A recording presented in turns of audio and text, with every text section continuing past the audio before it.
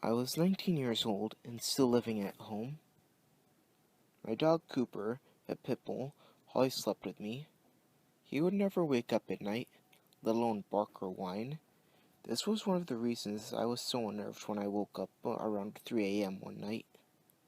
When I was awake enough to know what was happening, I noticed Cooper standing over me. All the furs on his back were standing on end, and he was making a noise that I'd never heard him make before.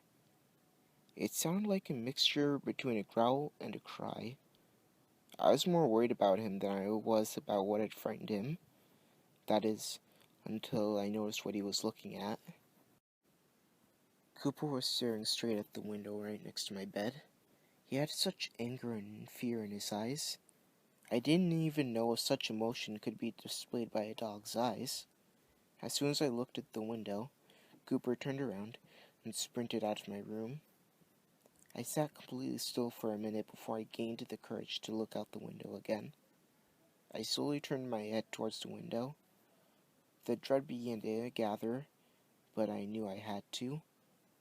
I finally turned my head the last couple of inches and forced my eyes to look. But I didn't see anything.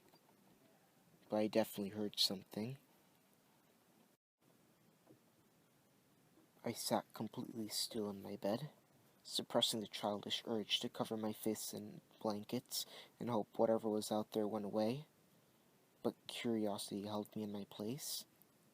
I had to know. Suddenly, I heard heavy and slow footsteps outside my window. The rocks outside made them sound too close and too loud. The footsteps were too heavy to belong to any animal that might be innocently scurrying past my window. They were most definitely human, or human-like. Completely still, I sat and waited. The footsteps stopped for a few seconds, then they seemed to go back the way they came from.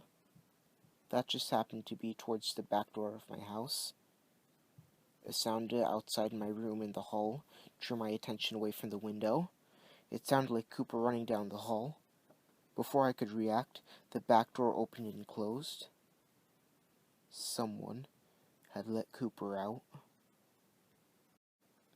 My legs seemed to know what to do before I did.